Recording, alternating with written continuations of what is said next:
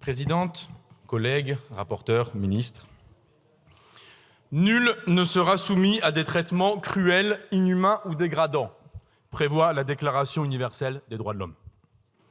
Pourtant, des centaines de personnes atteintes d'une maladie incurable ressentent une douleur réfractaire à chaque minute de leur existence alors qu'elles sont prises en charge, ou bien perdent toutes leurs facultés et souhaitent, ici, en France, avec celles et ceux qui les aiment, recevoir un soulagement.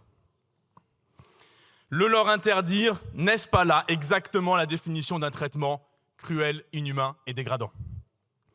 Il y a un an, nous avions la même discussion. Le président Macron a ensuite dissous l'Assemblée nationale, sacrifiant l'agonie de compatriotes à d'obscurs calculs politiciens. Les insoumises et les insoumis réaffirment donc aujourd'hui depuis cette tribune que l'individu est toujours maître de lui-même et que la société a un devoir qui est celui de lui permettre l'expression de cette maîtrise. En l'espèce, le droit d'échapper à des souffrances que l'on ne sait pas soulager, c'est-à-dire bénéficier de soins palliatifs et d'accompagnement tant que l'on veut vivre et bénéficier d'une aide à mourir lorsqu'on ne le veut plus, lorsqu'on ne le peut plus. Une victoire importante a d'ailleurs été actée en commission des affaires sociales par l'inscription d'un droit opposable aux soins palliatifs, proposition du groupe de la France insoumise, qui appelle désormais son amendement jumeau, autorisant à l'avenir les patientes et les patients à introduire un recours devant le juge administratif afin de bénéficier de soins palliatifs quand la condition l'exige. Nous posons donc la question d'un droit aux soins palliatifs et à l'aide à mourir. Je dis bien d'un droit. De la même manière que le droit à l'interruption volontaire de grossesse ne disait rien du choix personnel de chaque législatrice en la matière, de son choix pour elle. Le vote de cette loi et l'examen n'engagent pas le choix personnel de celles et ceux qui vont s'exprimer. Il s'agit d'admettre une réalité que tout le monde connaît ici. On aide des gens à mourir en France, au moment où nous parlons. Des soignantes et des soignants le font. 77% des médecins ont reçu des demandes en ce sens, ils en témoignent, un sondage l'a rappelé il y a 48 heures. Là aussi, comme pour l'interruption volontaire de grossesse, la question est de savoir si l'on oblige les gens à se cacher ou si on leur assure un cadre sécurisé.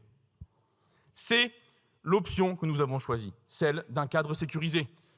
En l'espèce, je le rappelle, il faudra exprimer sa volonté de manière libre et éclairée. Il faudra avoir une affection grave, incurable, mortelle, éprouver une souffrance épouvantable, le tout étant vérifié par un collège de soignantes et de soignants du médecin à l'aide-soignant.